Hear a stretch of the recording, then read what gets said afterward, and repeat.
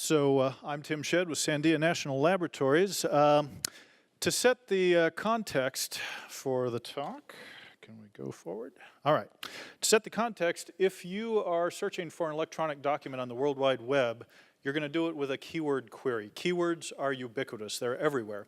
But there are interesting new types of queries coming up. So for example, here's a search engine that retrieves images based off a color scheme.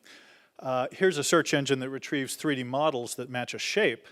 And my favorite doesn't show up very well, but it's a search engine that'll tell you the name of a song just by listening to a few seconds of it. So the takeaway is, in everyday life, there are new and interesting ideas in search and retrieval. And what we'd like to do at the labs is try and bring some creative and interesting search ideas to our work. So this is an example of the kind of data we deal with a lot at Sandia. This is a physics simulation of a metal ball striking a metal plate. Here it is from a different angle. And so the question we're asking is, how could we treat this as a searchable database of information? What are the kinds of questions we'd like to ask? What questions can we ask that will support scientific insight? So if you think of yourself as, if you put yourself in the shoes of a materials scientist, you might be interested in the shapes of the fragments. What are typical shapes? What are atypical shapes? What are distributions? And so the question is, how can we turn that into search?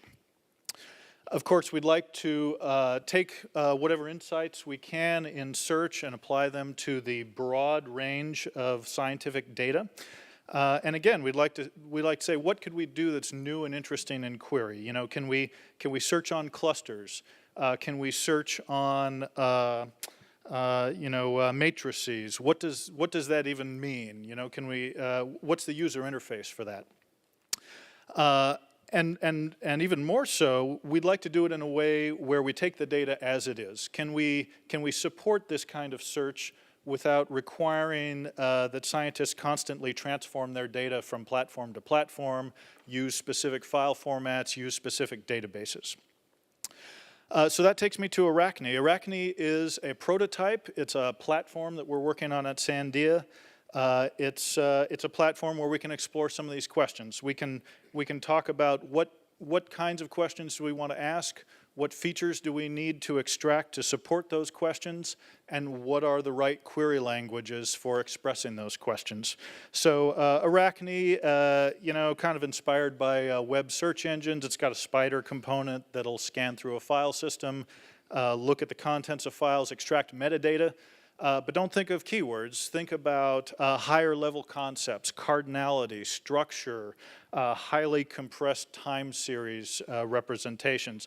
We take all that data, we bundle that up, we call that a perspective.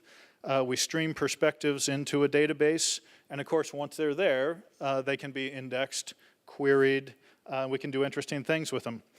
We can create user interfaces and tools on top of araXne. So this tool, each one of these spark lines is 2 gigabytes of time series. We're able to, using just the data that's in the perspectives without going back to the original data, we can do a little analysis. We're clustering, we're creating a dendrogram, we're searching for and retrieving exemplars, and we're doing all this with a web-based interface. So there's a large amount of compression that's happening on the data. Again, sometimes we can do a full analysis with perspectives. Sometimes we can't do the analysis with perspectives, but we can at least use them to shrink the amount of data that we have to search through to do an analysis. So that is araXne. I'm Tim Shead. I'll be in the poster session. I'll be the guy without a poster. Please stop by and ask questions and make comments. Thank you very much.